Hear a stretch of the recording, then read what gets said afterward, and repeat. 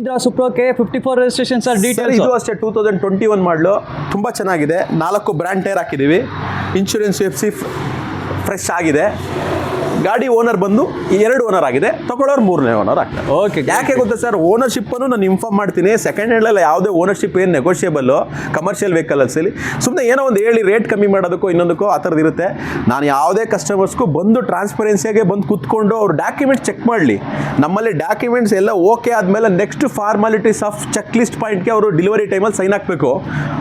ಗಾಡಿ ನೀವು ನಮ್ಮ ಆಫೀಸ್ ಬಂದಾಗ ನಮ್ಮ ಎಕ್ಸಿಕ್ಯೂಟಿವ್ ಸರಿಯಾಗಿ ತೋರಿಸಿದಾರಾ, ನಮ್ಮಲ್ಲಿ ಬಂದಾಗ ನಿಮಗೆ ಒಂದು ವಾಟರ್ ಬಾಟ್ಲು ಕೊಟ್ಟಿದ್ದಾರಾ, ಪ್ಲಸ್ ನಮ್ಮ ಎಕ್ಸಿಕ್ಯೂಟಿವ್ ನಿಮ್ಮ ಹತ್ರ ಒಳ್ಳೆ ಬಿಹೇವಿಯರ್ ಮಾತಾಡಿದಾರಾ, ನೆಕ್ಸ್ಟ್ ನಮ್ಮಲ್ಲಿ ಲೋನ್ಸ್ ಎಷ್ಟಾಗಿದೆ, ನೀವು ಎಷ್ಟು ಅಮೌಂಟ್ ಕಟ್ಟಿದ್ದೀರಾ, ನಮ್ಮ ಎಲ್ಲ ಸಿಬ್ಬಂದಿಗಳು ನಿಮಗೆ ಎಲ್ಲ ರೀತಿಯೂ ಸ್ಯಾಟಿಸ್ಫೈ ಮಾಡಿದಾರಾ, ಇದಕ್ಕೆಲ್ಲ ಒಂದು ಚೆಕ್ ಪಾಯಿಂಟ್ಸ್ ಹಾಕಬೇಕು. ಅದಕ್ಕೆ ಸೈನ್ ಮಾಡಿ ಕಸ್ಟಮರು ಫೀಡ್ಬ್ಯಾಕ್ ಆಫ್ ಗೂಗಲ್ ರಿವ್ಯೂಸಲ್ಲೆಲ್ಲ ಹಾಕಿದ ಮೇಲೆ ಕಸ್ಟಮರ್ ಡೆಲಿವರಿ ಆಗುತ್ತೆ.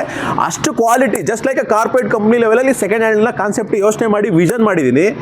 Ultimate market is A fight.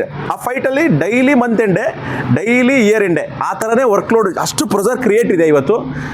Anyway good vehicles, good team, good organisations. Chirag, ದಯವಿಟ್ಟು ಬಂದು ನೋಡಿ ಸರ್. ಖಂಡಿತ ಖಂಡಿತ. ಇದು ರೇಟ್ ಹೇಳ್ಬೋದಾ ಸರ್ ಈ ಗಾಡಿಗೆ? Sir 100% come to visit. ನಾನು ಹೇಳ್ತಾ ಇಲ್ಲ, ಕಸ್ಟಮರ್ ತೊಗೊಂಡೋದ್ರೆ ಚಾನ್ಸ್ ರೇಟು, ಗಾಡಿ ಬಂದು ನೋಡಲಿ ಸರ್. Okay, great. ಇದಕ್ಕೆ ಸರ್ ನಿಮ್ಗೆ ಓಪನ್ ಆಗಿ ಹೇಳಿದೆ ಚಾನ್ಸ್ ರೇಟಲ್ಲಿ ಮಾಡಿ ಕೊಡ್ತೀನಿ ಅಂತ, ಇದಕ್ಕಿಂತ ಹೆಚ್ಚಾದ್ರು ಕೇಳೋದು ಬೇಡ.